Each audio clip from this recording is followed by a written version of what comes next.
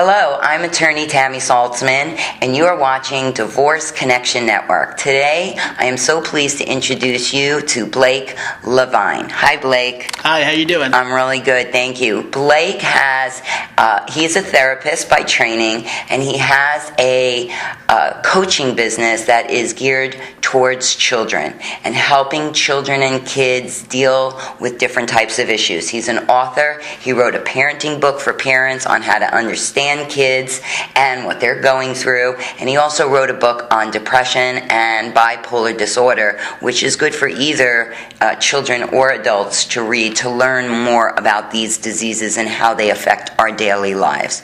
So, important stuff you're up to. Yeah, it's really, these days so many people suffer from depression, and it's interesting. As a little kid, I used to collect autographs, and I met Robin Williams about 20 times, and Wow. It just kind of shows that anyone, even if you're successful or Yes. you do well in your life, you can face these issues, and I love to educate young people. I'm a bipolar survivor. I've been stable for many years, but I know personally how hard these issues are and how vital it is for families to get education and information about these topics. Right. I know that today's topic really is going to be parental alienation and how it affects children and how detrimental it could be to a child in proper development.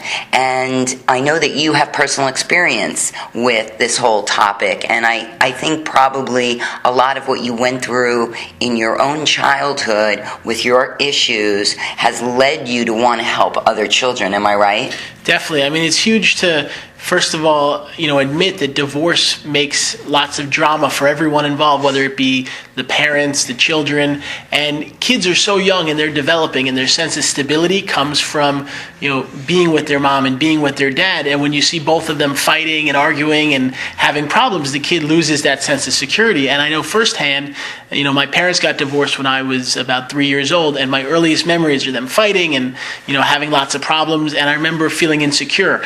And as I got healthier by going to therapy and rebuilding my life, I realized that lots of young people, face these issues, and it really does impact them.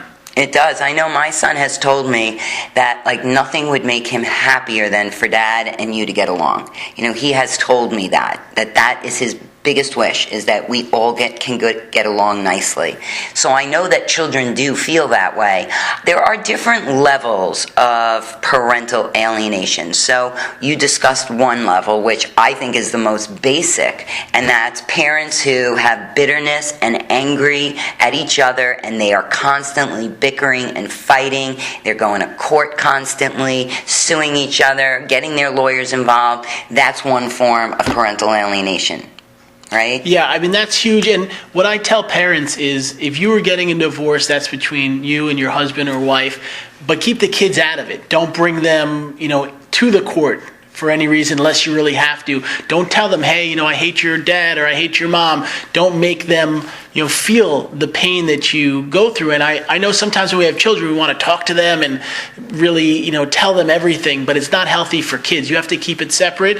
Whatever you're going through, get your self-help, go see a therapist, work on it, and even get support for the kids. A lot of parents bring their children to me so that I can give them an outlet. I can help them, learn ways to deal with it, because it often creates a lot of stress and anxiety, and that can... Sometimes they just need someone to speak to, just to say how they feel. So Blake brought up another area of alienation, which is deliberately talking bad about the other person. So there's one level of you're fighting constantly and you can't get along. And then a next level of alienation would be talking bad about your spouse to your children, talking bad about your spouse to other family members like your sister or your mother, talking bad about your spouse in front of the kids to their teacher or to other parents.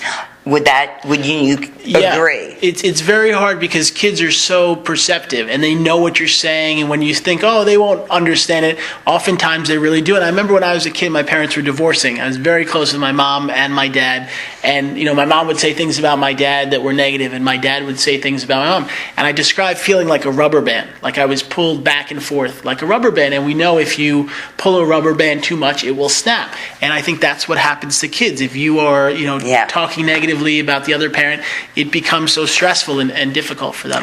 I've heard your mom say, my son once said to me, Mom, when you talk bad about Daddy, it hurts my heart. I've heard her say that. So she tells that story. I don't know if you know that, but she does tell that story. And so, each child is made up 50% of you and 50% of your spouse. So when you talk bad about your spouse, it's almost like talking bad about half of your child. And children are very sensitive to that. Let's talk about the next level of alienation, which would be having your child keep secrets from the other spouse, or, don't tell your mother this, or don't tell your father I have a boyfriend, or those types of things where you're making the child a trustee of private information and having them not tell this to their other parent. Wouldn't you consider that a form of alienation? Definitely, because, children want to do the right thing. They want to be open and honest, and if mommy says, hey, don't tell dad this, or dad says, hey, don't tell mom, it puts them in a really uncomfortable position, because do they, listen to the parent that asked them to lie or keep the secret, or do they be honest? And we want to teach our kids honesty, because as they grow, we want them to share if someone's using drugs, or someone's hurting them, or something bad is happening. And if you teach them to be sneaky and lie, you're actually causing a lot of pain and making their life, more difficult. And you're teaching them that it's okay to lie and withhold information. That's not a very good lesson to teach a child. Don't tell someone this. It's a secret. And it puts them in a very uncomfortable situation. Another form on the flip side of that would be interrogating your child and asking them a million questions. They come home from the other spouse's weekend or week, however your parental plan goes, and what did you do? Who did you see? Where did you go? What did you eat? Did your father have a girlfriend? Did your mother, would you agree that too is a form of parental alienation?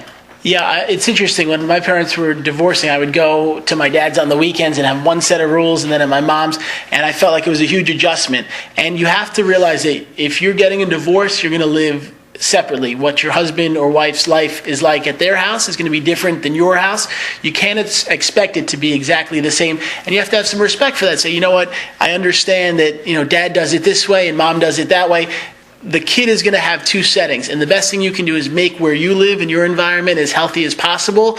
Now, if it goes to extremes where they're doing things that are abusive or dangerous, that is something you have to step in. Or negligent, right. But otherwise, accept that there are going to be two households, and your child is going to have to live in the dad's house and live in the mom's house. Right.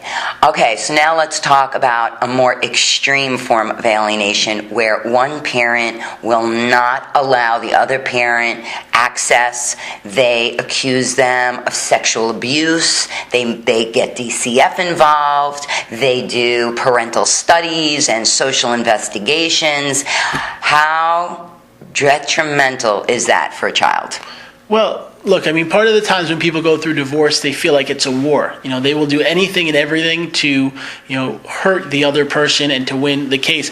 But I think that's the wrong outlook, because when you have a child with anyone, you are going to be somewhat in that person's life probably forever. Forever. And to create an enemy and to really harm them is so bad. I was working with a woman who's very sweet. She's a young girl in her early 20s. She moved to California and she got married and she had a child, and both of them had some issues. And his family was all there and she was not supported by any family, and they created a case against her. And the kids were taken away, and then it turns out the child was not able to be with the mom, which was devastating for her, and also devastating for the child too. Yeah, and the husband ended up having a case against him, and now they're both not able to be with the child. This poor kid has to be in foster care, and has pretty much lost everything because of the actions of the person that tried to harm the other one. So in an effort to destroy the other parent, they destroyed their entire family and perhaps even destroyed their child.